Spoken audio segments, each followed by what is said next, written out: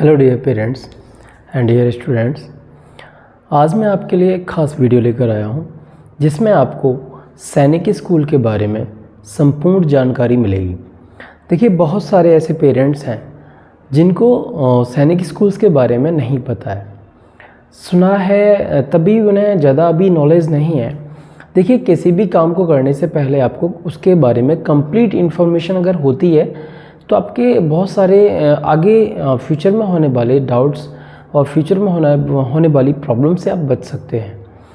तो इसीलिए मैं आज आपके लिए सैनिक स्कूल से रिलेटेड ये वीडियो लाया हूँ। इस वीडियो का टॉपिक है हमारा सैनिक स्कूल क्या है। ये इसमें संपूर्ण जानकारी आपको दी जाएगी, कंप्लीट इन्फॉर्मेशन। मैं पूरी कोशिश करूँगा कि आपको स्टेप बाय स्टेप सैनिक स्कूल के बारे में एक कंप्लीट इन्फॉर्मेशन हो जाए और उसके इस वीडियो के अलावा आपको किसी और वीडियो को देखने की ज़रूरत ना पड़े। तो चलिए वीडियो को शुरू करते हैं, हम आपका टाइम वेस्ट नहीं करेंगे। देखिए, सबसे पहले मैं आपको बताऊं, किसी भी स्कूल्स के बारे में जानकारी करने से पहले हमें उसके बेनिफिट्स के बारे में पता होना चाहिए कि सैनिक स्कूल में हम क्यों बच्चों को पढ़ाएं, सैनिक स्कूल हैं क्या, आखिर ऐसा क्या बेनिफिट है सैनिक स्कूल के अंदर जिससे कि हम उनको वहाँ तक पहुँचाएँ। तो देखिए, ओवरऑल चीज़ें पहले समझने से पहले हम समझें कि हमारे देश के अंदर इंडिया के अंदर टोटल सैनिक स्कूल्स कितने हैं। तो टोटल सैनिक स्कूल्स की जो काउंटिंग है, सैनिक स्कूल 33 हमारे भारत के अंदर। 33 जो सैनिक स्कूल्स हैं, एक गवर्नमेंट के हैं, सरकारी हैं, आप समझ सकते हैं। देखिए, इन्हें भारत सरकार डील करती है। भारत सरकार का रक्षा मंत्रालय जी, बिल्कुल डिफेंस मिनिस्ट्री इनको डील करती है डायरेक्टली, और वही इनके लिए गाइडलाइन वगैरह जो भी प्रोसेस है वो फॉलो करते हैं उनको ये स्कूल्स, और वो बनाते हैं इनके लिए। इसके अलावा सैनिक स्कूल्स की डिमांड अच्छी है भारत में, तो इसीलिए हमारी ऑल इंडिया सैनिक स्कूल सोसाइटी ने अभी न्यू सैनिक स्कूल्स को लॉन्च किया है, जो कि अभी हमारे कंट्री में 35 हैं।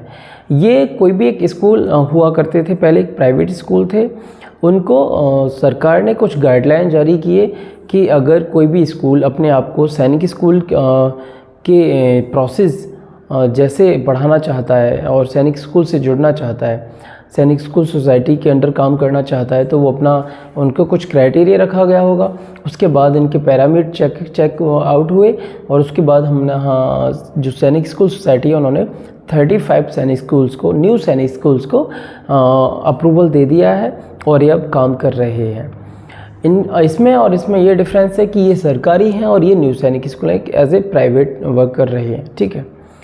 तो इनका थोड़ा डिफरेंट है क्राइटेरिया। यहाँ फीस स्ट्रक्चर हर स्कूल्स के लिए अलग है, यहाँ पर भी अलग अलग है, लेकिन लमसम आप ये समझ सकते हैं।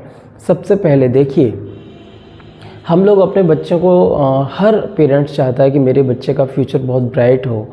ब्राइट होने के लिए हम चाहते हैं कि हमारा इन्वेस्टमेंट कम हो और हमें रिटर्न अच्छा मिले। तो सैनिक स्कूल में अब ये क्लियर कर लीजिए पहले से ही कि आपको यहाँ आप फीस पेड करनी होगी। सैनिक स्कूल हो या न्यू सैनिक स्कूल हो, आपको लमसम 1.5 से 2.5 लाख रुपए तक का आपके पर ईयर एक्सपेंसेस होते हैं, और आपको यहाँ पर एकेडमिक एंड फिजिकली मेंटली आपका बच्चा बहुत अच्छा रहता है, बहुत अच्छी सुविधाएं हैं। इसीलिए पूरा भारत जो अवेयर पेरेंट्स हैं वो चाहते हैं कि उनका बच्चा सैनिक स्कूल में जाए। अच्छा, अब दूसरा मैंने आपको बताया अभी, जैसे कि सैनिक स्कूल्स काउंटिंग 33 हैं और ये 35 हैं टोटल हमारे पास सैनिक स्कूल्स। अब मैं आपको बताना चाहूँगा कि सैनिक स्कूल क्यों ऐसे हैं, उनमें हमें क्यों बच्चों को भेजना चाहिए, क्या बेनिफिट्स हैं सैनिक स्कूल के। तो सबसे पहले सैनिक स्कूल भेजने का जो मोटो है वो पेरेंट्स को सबसे, देखिए, इम्पोर्टेंट मोटो क्या होता है पेरेंट्स का, कि उनका जो बच्चा है वो फ्यूचर में सक्सेस रहे, वो देश के और उनके अपने परिवार के काम आए और नाम रोशन करे, है ना। यही तो है, सभी का एक मोटो है। तो सैनिक स्कूल इसमें बहुत अच्छे से रोल निभाते हैं और वहाँ पर आपका बच्चा फिजिकली मेंटली और अच्छे से प्रिपेयर होता है, टफ प्रिपेयर होता है, जिससे कि वो फ्यूचर में आगे सक्सेस रहने के उसके जो चांसेस हैं वो अदर बच्चों से काफ़ी अच्छे होते हैं। एक नॉर्मल स्कूल्स, एक सामान्य स्कूल्स में वो एनवायरनमेंट नहीं मिल सकता जो सैनिक स्कूल में मिल सकता है। तो ये सारे कुछ पॉइंट्स हैं जो मैं आपको बता रहा हूँ। वहाँ पर आपके बच्चे के लिए फ़िज़िकल ट्रेनिंग बहुत अच्छी मिलती है। वहाँ पर फ़िज़िकल ट्रेनिंग के लिए जो स्टाफ होता है पूरा मिलिट्री से ही होता है। वहाँ पर मिलिट्री के तौर तरीक़ों के साथ ही आपके बच्चे को फ़िज़िकल ट्रेनिंग की जाती है। एकेडमिक जो स्टाफ है वो आपका यूपीएससी जैसे एग्ज़ाम्स को क्वालिफाई करने के बाद वहाँ पहुँचता है, तो वो बहुत अच्छा स्टाफ होता है जो कि नॉर्मल स्कूल्स में आपको नहीं देखने मिल सकता। जो वहाँ पर मैनेजमेंट देखने के लिए हैं, जो प्रिंसिपल्स हैं, जो एडमिनिस्ट्रेशन जो देखते हैं वो मिलिट्री से ही होते हैं, कर्नल रैंक से होते हैं। तो ये बहुत सारी इम्पोर्टेंट चीज़ें हैं। देखिए आप समझिए, एक कर्नल रैंक का जब अधिकारी आपके बच्चों को डील करेगा, मैनेज करेगा, तो उनका एक रुतबा होता है, उनका एक सिस्टम होता है, उनका एक मैनेजमेंट होता है, उनका काम करने का एक तरीका होता है। वो चीज़ें आपके बच्चे को वहाँ देखने मिलती हैं जो कि एक नॉर्मल स्कूल में कभी नहीं देखने मिल सकती। तो ये एक बेनिफिट है आपके बच्चे को कि वहाँ पर आपका बच्चा डिसिप्लिन लाइफ जिएगा। और देखिए सबसे बड़ा एक और प्लस पॉइंट मैं आपको बताऊं कि सैनिक स्कूल्स के अंदर पूरे भारत से लमसम बच्चे पहुँचते हैं। हर राज्य का आपको बच्चा मिलने के पूरे चांसेस रहते हैं। तो वहाँ पर डिफरेंट टाइप ऑफ कल्चर बच्चे को सीखने मिलता है, संस्कार, संस्कृति, वहाँ की डिफरेंट संस्कृति देखने मिलती हैं। उनसे बच्चे को बहुत कुछ सीखने मिलता है। बच्चा क्रिएटिव बनता है, बच्चा ना बहुत एक तरह से अवेयर बनता है, उसे पूरे भारत की नॉलेज हो जाती है। जबकि एक आप अपने डिस्ट्रिक्ट में, अपने लोकल एरिया में, स्कूल्स में आप बच्चों को एजुकेशन दिलाते हैं तो वहाँ पर बच्चा पूरा नहीं ओपन हो सकता है, क्योंकि देखिए वहाँ पर लोकल चीज़ें ही उसे देखने मिल रही हैं, बार बार वही चीज़ें सीखने मिल रही हैं, वही सुनने मिल रही हैं। बट जब बच्चा एक ऐसे स्कूल में पढ़ता है जहाँ पूरे भारत से लोग आते हैं, पूरे भारत से बच्चे आते हैं और अपने कल्चर की बातें करते हैं, अपनी language, different type of language सीखने मिलती हैं, तो एक ओवरऑल जो डेवलपमेंट होता है बच्चे का वो मैं नहीं समझता कि किसी और स्कूल्स में इस टाइप से होता है। दूसरा ये बहुत सारी ये प्लस पॉइंट हैं स्कूल्स के। अब देखिए अगर आप नेगेटिव पॉइंट की बात करें तो इसमें ये है एक जैसे आपका बच्चा आपसे थोड़ा दूर हो जाता है। तो अगर आप मेंटली प्रिपेयर हैं पहले से कि नहीं आपको बच्चे को सेटल करना है किसी भी तरह, तो सैनिक स्कूल बहुत अच्छे हैं। और अगर आपको डाउट है कि हम अपने बच्चे को दूर नहीं भेज सकते तो सैनिक स्कूल आप ना भेजें, इट्स योर चॉइस, आपकी चॉइस है। लेकिन हमारा काम है आपको अपडेट देना, तो मैं आपको अपडेट्स दे रहा हूँ। देखिए सैनिक स्कूल के लिए एलिजिबिलिटी क्या है। अगर आप चाहते हैं कि आपका बच्चा भी सैनिक स्कूल जाए तो उसके लिए कुछ एलिजिबिलिटी हैं। सबसे पहले आप समझें एज की एलिजिबिलिटी, क्योंकि अगर आप अंडर एज हैं, ओवर एज हैं तो आप जा ही नहीं सकते। तो सबसे पहले आपको अपने बच्चे की एज चेक करनी है। 10 to 12 ईयर होना चाहिए फॉर क्लास 6। क्लास 6 के लिए आपका बच्चा 10 to 12 ईयर होना चाहिए एंड क्लास 9th के लिए आपका बच्चा 13 to 15 ईयर होना चाहिए। जी बिल्कुल, यहाँ 6 क्लास में भी एडमिशन होते हैं, 9th क्लास में भी आपके बच्चे के एडमिशन होते हैं। तो आपका बच्चे की एज ग्रुप अगर मैच कर रही है तो आप उसे बिल्कुल प्रिपरेशन कराइए। एक और चीज़ मैं इसमें बता दूं, ऐसा नहीं है कि देखिए आप प्रिपरेशन कराएं और आप भेजें ही, बिल्कुल आप ना भेजें, कोई इशू नहीं है। लेकिन अगर आपका बच्चा, आज देखिए ये पूरा दौर जो चल रहा है, जो सिस्टम है, पूरा कॉम्पिटिटिव दौर है। अगर आप अपने बच्चे को पहले से टाइम से ही किसी कंपटीशन एग्ज़ाम में बिठाते हैं तो बच्चा आपका मेंटली प्रिपेयर होगा उसके लिए। और उसके बाद क्या होगा, अगर बच्चा अच्छा क्वालिफाई करता है तो ये वेल एंड गुड, बहुत अच्छा है। नहीं भी करता है तो उस बच्चे ने वो चीज़ें सीखी जो लाखों बच्चों ने नहीं सीखी इस एज में। ये मैं आपको बहुत ही कॉन्फिडेंस के साथ कह सकता हूँ कि आपका बच्चा लाखों बच्चों से बेहतर है, अगर वो क्वालिफाई नहीं होता है तब भी, क्योंकि उसने बहुत कुछ एडवांस पढ़ लिया। क्योंकि फ्यूचर में उसे देखिए कंपटीशन तो देना ही पड़ेगा। बच्चा एनडीए का दे, सीडीएस का दे, आईएएस का दे, पीसीएस का दे, जेई का दे, नीट का दे, यूपीएससी का दे, उसे कंपटीशन के दौर में तो गुजरना ही पड़ेगा। अगर आप कंपटीशन से भगाएंगे, आपको अगर मान लीजिए बिजनेस करना है वो अलग चीज़ है, फिर भी अगर आप कंपटीशन दिलाते हैं तो आपके बच्चे को पहले से प्रिपरेशन जो उसने की है वो उसे बहुत ज़्यादा बेनिफिशियल रहती है और बच्चा आगे चल के जो एग्ज़ाम्स होते हैं उसमें उसे दिक्कत नहीं होती है, अदर बच्चों से वो पहले से आगे होता है।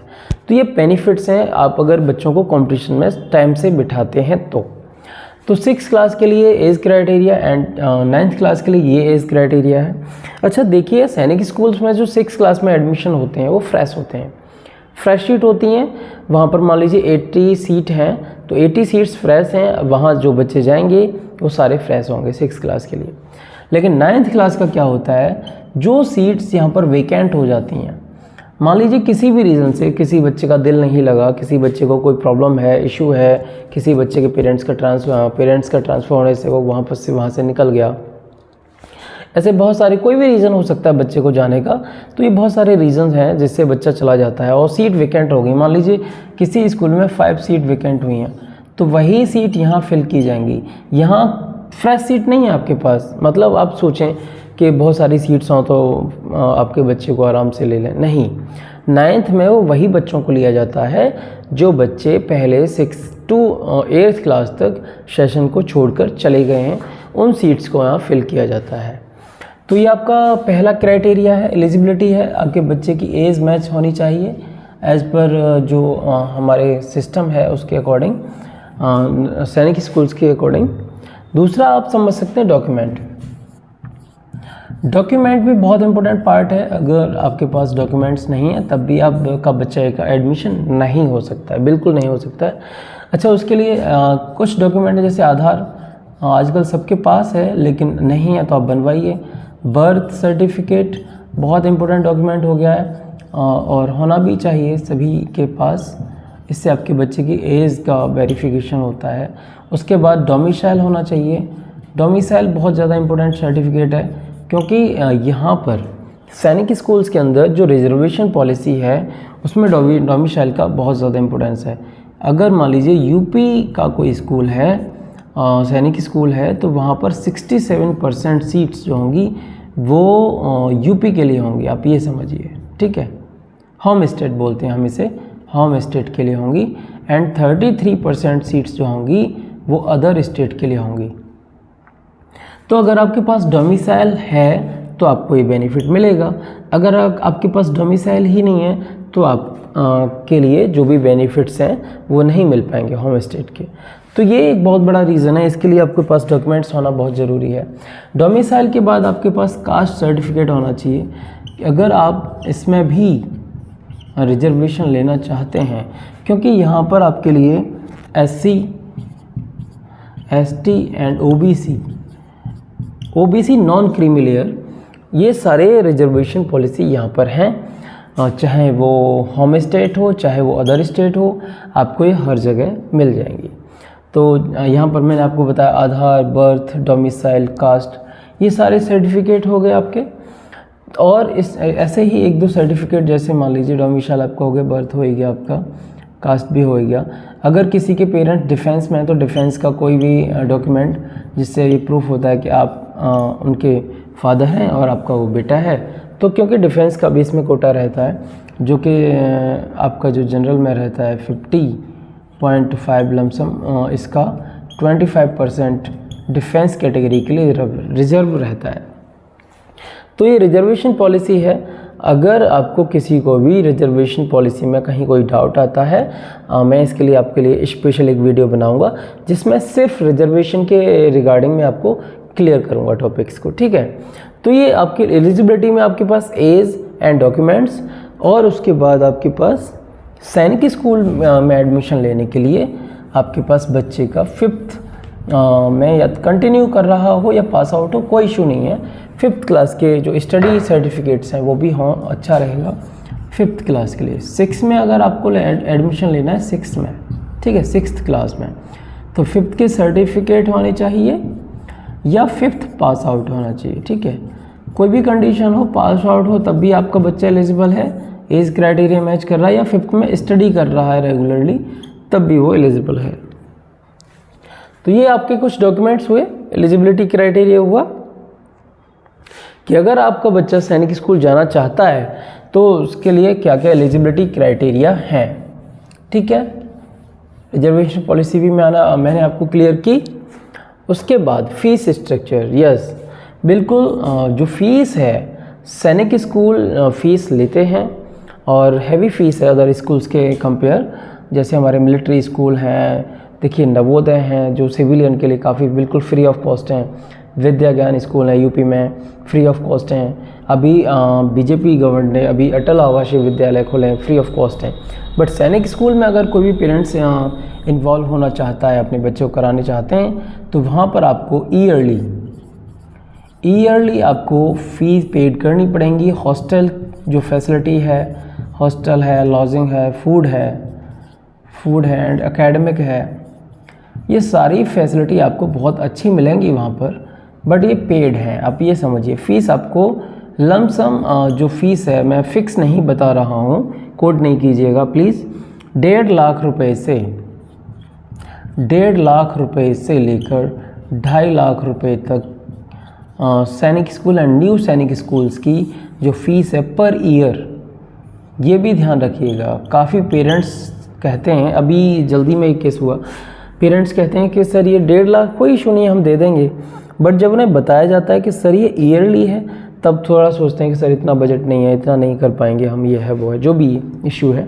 इसीलिए मैं आपको यहाँ पर भी अपडेट दे रहा हूँ कि अगर आप चाहते हैं कि आपका बच्चा सैनिक स्कूल में पढ़े, तो उसके लिए आपको इतनी फ़ीस का अरेंजमेंट पहले से करके रखना चाहिए। ठीक है, तो मैंने सेकंड पॉइंट भी आपको डिक्लेयर किया, फ़ीस स्ट्रक्चर आपको है यहाँ पर। उसके बाद आपका आता है एडमिशन प्रोसेस। देखिए एडमिशन प्रोसेस जो है आपका सबसे पहले होता है स्टार्ट फॉर्म से। फॉर्म आते हैं इनके, जो कि ऑल इंडिया सैनिक स्कूल सोसाइटी के द्वारा रिलीज़ किए जाते हैं। फॉर्म आते हैं लमसम, देखिए लास्ट ईयर जो फॉर्म आए थे वो आए थे लमसम नवंबर में फॉर्म आए थे और दिसंबर तक फॉर्म भरे गए थे। और इनका ये है, इस सेशन 2024-2025 से 26 का जो सेशन रहेगा एडमिशन का बच्चों का, इस सेशन में आइडिया है कि नवंबर के फर्स्ट वीक में या उससे पहले भी आ सकते हैं। देखिए ये मैं सिर्फ एक प्रेडिक्शन कर रहा हूँ, ये फिक्स नहीं है। लमसम आप समझ सकते हैं अक्टूबर के लास्ट वीक और नवंबर के फर्स्ट वीक में आपके फॉर्म आ जाएंगे। अक्टूबर का लास्ट वीक एंड नवंबर का आपका फर्स्ट वीक, तो इसमें आपके फॉर्म आ जाएंगे। एग्ज़ाम कब होता है? एग्ज़ाम इनका लास्ट ईयर भी जो हुआ था, एग्ज़ाम हुआ था जनवरी में। जनवरी के सेकंड वीक में लमसम एग्ज़ाम हुआ था। इस बार भी पूरे चांसेस जनवरी के लास्ट वीक तक एग्ज़ाम ज़रूर ले लेंगे, क्योंकि उसके आगे भी बहुत सारे प्रोसेस रह जाते हैं, फिर रिज़ल्ट भी इन्हें अनाउंस करना है, बच्चों का एडमिशन लेना है, इसलिए इससे आगे नहीं जाएंगे। तो आप समझ लीजिए, जिन पेरेंट्स को इस सेशन में अब अपने बच्चे का फॉर्म फिल कराना है, वो फॉर्म का वेट करें। जैसे ही फॉर्म आते हैं हम अपने चैनल पर आपको वीडियो प्रोवाइड कराएंगे, बिल्कुल सबसे पहले प्रोवाइड कराएंगे। एंड आप फिर भी एक आइडिया रखिए कि अक्टूबर के लास्ट वीक और नवंबर के फर्स्ट वीक में आपके फॉर्म आ सकते हैं। इनका एग्ज़ाम रहता है जनवरी सेकेंड वीक में लमसम। अगर इसी सेशन में आप बच्चे को तैयार करना चाहते हैं तो टाइम वैसे बहुत कम बचा है, आपको मेहनत ज़्यादा करनी पड़ेगी। अगर आपका बच्चा अभी 4th क्लास में है तो ये आपके लिए बहुत अच्छा है। 4th क्लास में बच्चा तो उसे आप बेसिक जो अर्थमेटिक है उसका plus minus multiply divide and table fraction, इन चीज़ों में अगर आप प्रिपेयर कर लेते हैं तो नेक्स्ट सेशन के लिए उसे तैयार करना बहुत आसान हो जाएगा। तो प्लीज़ पेरेंट्स, अगर आप अवेयर हैं, तो जो पेरेंट्स चाहते हैं कि उनका बच्चा सैनिक स्कूल में एडमिशन ले, तो वो पेरेंट्स थोड़ा सा खुद मेहनत करें। देखिए टोटली कोचिंग सेंटर्स और टीचर्स पर डिपेंड होना ठीक नहीं है। अगर आप चाहते हैं कि आपका थोड़ा अमाउंट बचे, क्योंकि देखिए आप किसी भी कोचिंग सेंटर जाएंगे, आज के टाइम में की जो फ़ीस है कोचिंग सेंटर्स की 1 लाख टू 2 लाख रुपीज़ तक है। तो आप थोड़ा सा अमाउंट भी सेव कीजिए, प्लस अपने बच्चे को खुद से थोड़ा सा डील करिए। आप नेक्स्ट सेशन में बिल्कुल कराइए। देखिए हमारा ये बिज़नेस है, हमारा तो ये लॉस होगा अगर मैं आपको इस टाइप की चीज़ें बता रहा हूँ तो, क्योंकि हम भी एक इंस्टीट्यूट चलाते हैं। बट फिर भी आपके लिए बहुत देखिए सिर्फ अपने बारे में सोचना भी अच्छा नहीं होता है, लेकिन एक ओवरऑल मैं आपको बता रहा हूँ कि अगर आप बच्चे को थोड़ा प्रिपेयर करते हैं तो बच्चा बहुत आगे चलेगा, आगे बढ़ेगा और उससे आगे फ्यूचर में प्रॉब्लम्स नहीं होंगी। और इसी सेशन में अगर किसी को तैयार करना है तो हार्डवर्क करना पड़ेगा, बिल्कुल करना पड़ेगा। बच्चे को आप 3 to 4 आवर आपको डेली ऑनलाइन क्लासेस दिलाइए या ऑफलाइन क्लासेस दिलाइए, खुद देखिए उसको। एक सिलेबस के लिए आप एक गाइड खरीद सकते हैं जो कि 300 से 400 रुपये के बीच में आ जाएगी, उसको तैयार कराइए, प्रैक्टिस कराइए।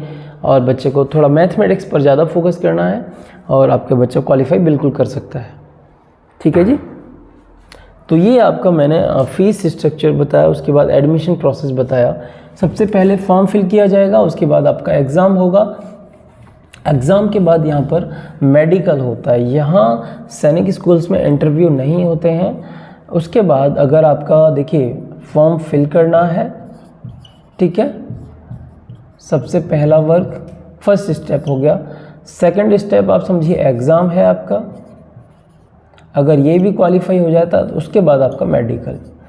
मेडिकल के लिए आपको 2 चीज़ों का ध्यान रखना चाहिए। बच्चे की आई साइड, अगर बच्चे को कहीं चश्मा लगा हुआ है और अगर उसका नंबर ±1.25 तक है, कोई इशू नहीं है। बट अगर -2 है तो दिक्कत है, तब आपका बच्चा मेडिकल अनफिट है और वो सैनिक स्कूल में एलिजिबल नहीं है।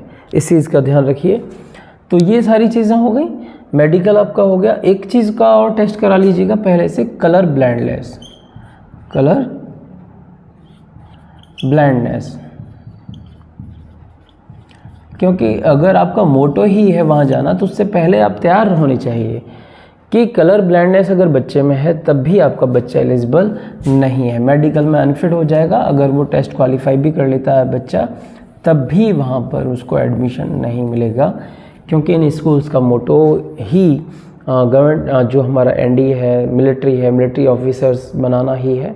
तो वहाँ पर ये मेडिकल फिट होना बच्चे का बहुत ज़रूरी है। देखिए सिलेबस क्या क्या आता है। सिलेबस में आपको मैथमेटिक्स, टोटल जो मार्क्स होंगे 300 मार्क्स का पेपर आएगा। मैं आपको क्लियर करूं, 300 मार्क्स का पेपर आएगा, जिसमें मैथमेटिक्स का पोर्शन 150 मार्क्स का आएगा। और अगर आप अभी से लग जाते हैं तो आपके बच्चे के आराम से 120, 130, 140 तक मार्क्स आएंगे, जो कि वो क्लियर कर पाएगा। मैथमेटिक्स के बाद आता है इंटेलिजेंस जो आता है वो 50 नंबर का आएगा। और ये सब्जेक्ट आपके बच्चे को एनसीईआरटी या उसके स्कूल में नहीं पढ़ाया जाता है, इसलिए इस पर भी आपको बहुत फोकस करने की ज़रूरत है। उसके बाद आपकी इंग्लिश आएगी। इंग्लिश जो हिंदी मीडियम के हैं उनके लिए हिंदी भी आती है, अगर आप हिंदी से देना चाहें बिल्कुल हिंदी से दे सकते हैं। रूरल एरिया के बच्चे हैं, ग्रामीण क्षेत्र के बच्चों को भी अगर इंटरेस्ट है सैनिक स्कूल में जाना है तो आप हिंदी से भी एग्ज़ाम दे सकते हैं, और जो कि 50 मार्क्स का ही आएगा ये भी। तो अगर आप हिंदी मीडियम से हैं और इंग्लिश में एग्ज़ाम देंगे तो आपको प्रॉब्लम रहेगा, इसलिए आप हिंदी से फिल करें। जो बच्चे सीबीएसई बोर्ड से पढ़ रहे हैं, इंग्लिश मीडियम अच्छा है, इंग्लिश उनका अच्छा है, इंग्लिश मीडियम से बने, ठीक है। आफ्टर दैट उसके बाद आपका रह जाता है इसमें मैथ, हिंदी, जीएस रह जाता है। जनरल स्टडी, ये अभी आपका 50 मार्क्स का आएगा। इसमें कुछ क्वेश्चंस आपको मान लीजिए कुछ क्वेश्चंस 10% क्वेश्चन करंट अफेयर से रहेंगे, बाकी क्वेश्चन अभी जो आपका ये जो हम अभी हमारे जो पैरालंपिक हुए हैं, गेम्स वगैरह हुए हैं, उससे रिलेटेड क्वेश्चंस या अभी करंट अफेयर से रिलेटेड चीज़ों को पूछा जाता है। तो ये आपका टोटल पेपर रहा जो कि 300 नंबर का है, और मैंने आपको बता दिया कैसे कैसे मार्क्स आएंगे, कितने मार्क्स का कौन सा सब्जेक्ट रहेगा। इनमें सभी में आपको क्वालिफाई करना बहुत ज़रूरी है, और मैं तो कहूँगा क्वालिफाई क्यों करना है, आपको टॉप करना है, बहुत अच्छे से करना है, और आपका सिलेक्शन हो जाएगा। तो ये मैंने आपको एक ओवरऑल इन्फॉर्मेशन दी कि सैनिक स्कूल क्या है, वहाँ पर क्या एकेडमिक रहता है, वहाँ क्या सिस्टम है, कौन उन्हें डील करता है। एक चीज़ और मैं बता दूँ, रिज़ल्ट क्या है इनका, ठीक है। रिज़ल्ट क्या है, अगर आपका बच्चा सैनिक स्कूल से 12th कर रहा है तो वहाँ पर उसे एक्स्ट्रा ऐसा क्या मिलता है जो अदर स्कूल्स में नहीं है। देखिए, जब वो 10th से 12th तक की एजुकेशन कंप्लीट कर रहा होगा तभी उन्हें एनडीए की प्रिपरेशन कराई जाती है। बिल्कुल जी हाँ, आप सही सुन रहे हैं, 10th 12th के साथ साथ एनडीए के लिए प्रिपेयर किया जाता है बच्चे को। ये मोटो है, मिशन है सैनिक स्कूल्स का। और एसएसबी के लिए भी उनके पास ग्राउंड्स हैं, फिजिकल ट्रेनर हैं, सब कुछ है। तो ये दोनों चीज़ें आपको वहाँ एडवांस मिलती हैं, और वहाँ का मोटो ही है आपके बच्चे को सेना में अधिकारी बनाना।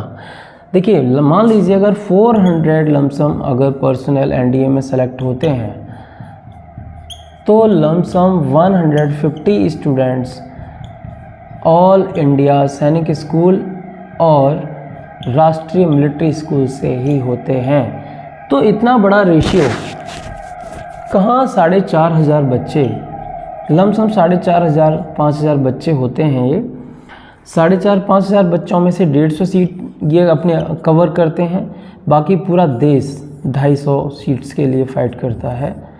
तो ये बहुत बड़ा डिफरेंस है कि आपका बच्चा वहाँ से एक अधिकारी के रूप में निकलता है, बहुत टफ हो जाता है, किसी चीज़ से घबराता नहीं है, मेंटली फिजिकली, एंड उसकी जो एजुकेशन है बहुत अच्छी होती है।